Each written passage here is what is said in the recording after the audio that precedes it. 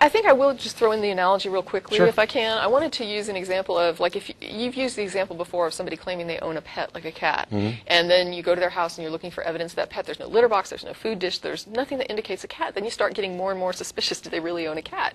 And I said, what if someone told me, I'm so upset my cat ran away, and it was like, I didn't even know you had a cat. Like, you go over there, you're suspicious about the cat story because you have some reason to think maybe there is no cat. You've been over there before, you've never seen a cat, and they're saying that cat ran away. And you go over there and you say, I didn't even know you had a cat. It's like, oh, yeah. He mostly stays outside. That's why you've probably never seen him.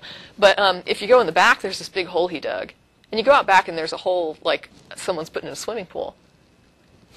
And you're thinking, wait, you have what kind of cat do you have? Oh, it's just a tabby, just a little tabby.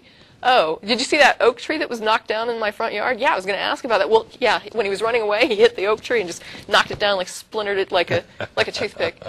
Okay, well, I know what a cat is. Yeah. And they're telling me it's a common cat. It's not some bizarre, not a tiger that tried to climb your oak tree and knock it. And so knowing what a cat is, I can examine reach into my head and say, what do I know about cats, their size, their capacity for destruction? Would a cat dig a hole the size of a swimming pool and knock down an oak tree like it was a toothpick? No. So examining what you're claiming as the cause allows me to make a judgment about what you're claiming and come to the conclusion that this can't be correct. But if you tell me that your pet dragon dug that hole and your pet dragon knocked those trees down, well, I might buy into the idea that a large animal could explain knockdown trees.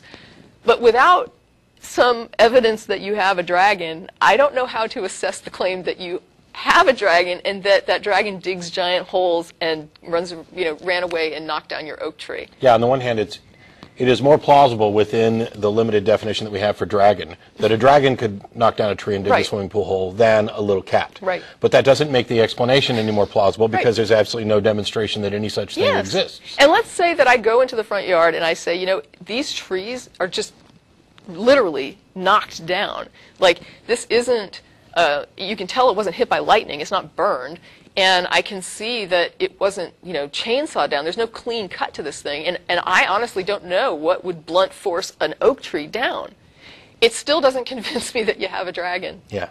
And the fact that I can't on the spot explain what happened to your oak tree doesn't convince me that you own a dragon. And it doesn't convince me that your claim of causation of that dragon is correct. And this is part of, I think, what gets me about argument from ignorance, is the idea that if I can't explain those trees, that means your dragon story's true. And it's like, no, it really doesn't. Yeah. It really doesn't. It means I have trees that are knocked down, I don't know how it happened, and I have somebody claiming it's something that I'm not even sure exists.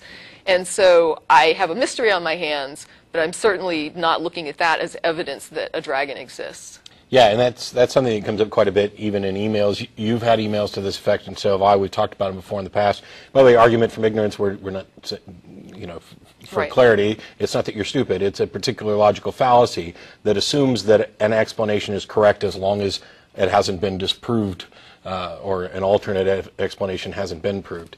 And we get emails from people saying, well, I understand what you guys are saying and you seem reasonable, but I had this thing happen to me 23 years ago, and can you explain this?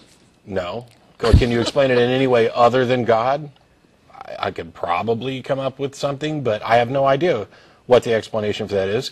I'm not even sure that it happened in the way that you're reporting it, because it's 23 years ago and you were 7 and your memory is not exactly pristine.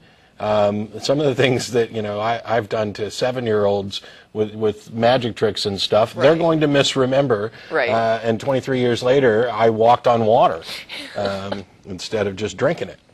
But the fact that we get so many of these where people, they feel justified. It's that old adage about the conclusion is the point where you stopped thinking.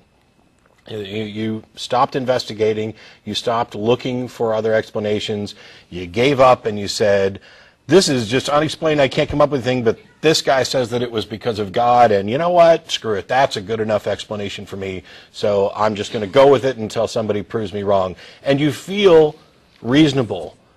You're wrong, you are not in any way being reasonable. What you are doing is ending your frustration at not knowing with a pacifier. Right. And I wanted to point out, too, that the argument from ignorance, one of the things that interests me about that is the consistent claim that we hear that atheists are arrogant for refusing to accept that it could be the dragon that knocked down the trees. That somehow that's an arrogant statement to say, I just can't accept that a dragon knocked those trees down.